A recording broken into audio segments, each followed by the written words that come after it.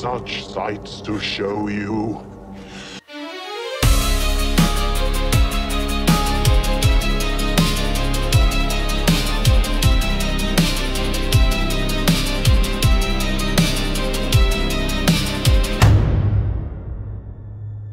Il y a des films qu'on regarde pour se faire peur. Et puis il y a Hellraiser.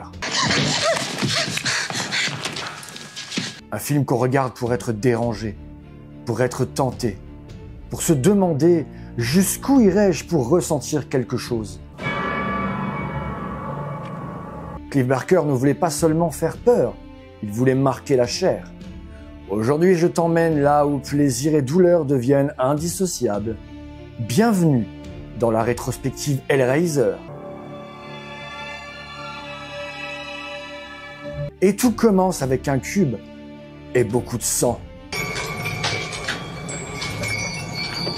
Hellraiser sort en 1987, réalisé par Clive Barker, auteur britannique et figure underground du fantastique. C'est son tout premier film, et pourtant déjà une œuvre culte. À la fois film d'horreur, drame sensuel et trip philosophique, Hellraiser a marqué l'histoire du genre, et pas seulement à cause des Cénobites. Clive Barker, avant tout, c'est un écrivain. Un auteur viscéral à la plume sanglante, obsédé par le corps et le tabou. En 1986, il a écrit une novella, The Hellbound Earth, l'histoire d'un homme qui veut aller trop loin et qui tombe sur des êtres qui n'attendent que ça. Barker, déçu par les adaptations médiocres de ses précédentes histoires, insiste pour réaliser lui-même le film. New World Pictures lui donne un budget d'environ $1 million. Le tournage a lieu en Angleterre, mais l'équipe est poussée à américaniser le décor. Doublage américain, rue sans âme, façade banlieusarde. Et malgré tout ça, le film transpire l'Angleterre. L'humidité, le bois pourri, les murs qui sointent, c'est du Barker pur jus. Un cube, un homme en quête de sensations nouvelles, des chaînes, et puis plus rien. Frank Cotton est littéralement déchiqueté par des forces qu'il croyait dominer. C'est notre point de départ. Frank ouvre la boîte de Le Marchand. Il convoque les Cénobites, qui le démembrent dans une scène devenue culte. Des mois plus tard, son frère Larry emménage dans une maison avec sa femme Julia. Julia, glaciale, distante, cache un lourd secret. Elle a eu une liaison passionnée avec Frank, une obsession même. Lors d'un accident, Larry se blesse. Son sang tombe au sol, et ce sang fait renaître Frank.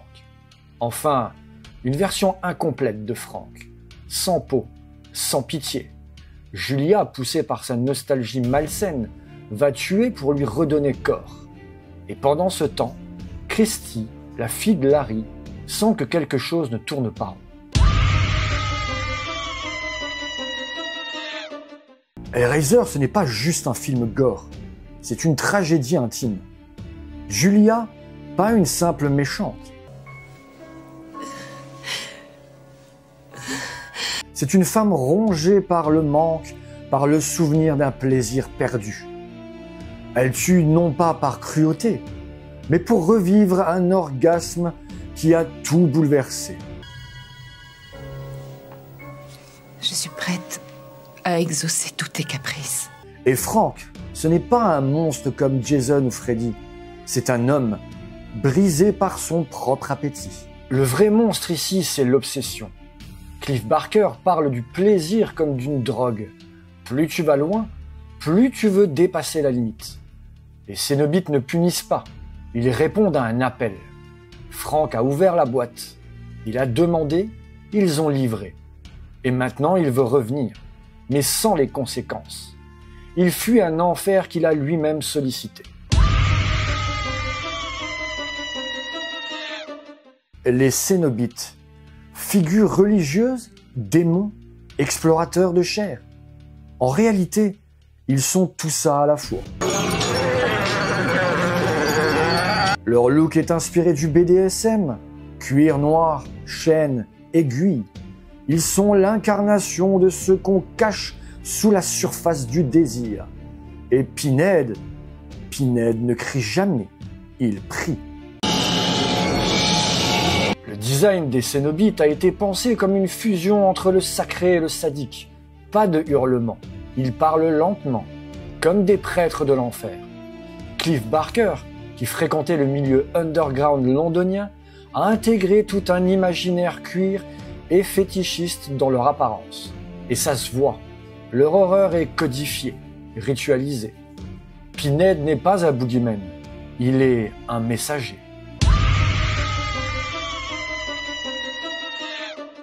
Le style Hellraiser, c'est du gothique humide. Des murs suintants, de la lumière filtrée. Pas de musique tonitruante, mais des nappes qui rampent. Et surtout, ce corps qui se reforme, Frank en train de revenir à la vie. C'est peut-être l'une des scènes les plus dégueulasses, mais aussi les plus magnifiques de l'horreur des années 80. Tout est fait à la main. Latex, résine, sang artificiel. Frank se reconstruit morceau par morceau. Os, tendons, peau. On pense à Cronenberg, à Giger, au surréalisme italien. Mais c'est bien du Clive Barker. Une horreur physique, sensuelle et profondément humaine. Quand Hellraiser sort, c'est un ovni. Trop stylisé pour les fans de slasher, trop extrême pour le grand public. Mais le film trouve son public. Et surtout, il crée une légende. Pinhead devient culte. Et les suites arrivent, parfois brillantes et parfois moins. Mais ce premier film reste unique. Hellraiser inspirera des générations de créateurs. Des films comme Saw, Martyr ou The Cell lui doivent beaucoup.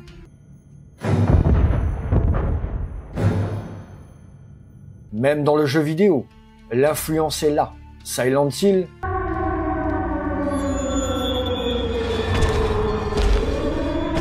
Scorn,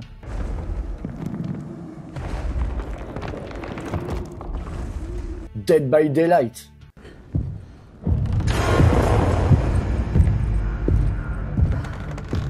Clive Barker a redéfini l'horreur comme une expérience charnelle, une exploration de nous-mêmes. Revoir Hellraiser, c'est se confronter à une œuvre qu'on n'ose plus vraiment faire aujourd'hui. Un film où le mal n'est pas une entité, mais une pulsion, et où l'horreur, c'est de se connaître soi-même. Mais ce n'était que la première boîte. Dans le prochain épisode, on entre vraiment dans l'enfer.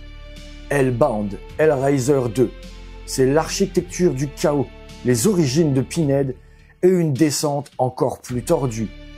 À très vite.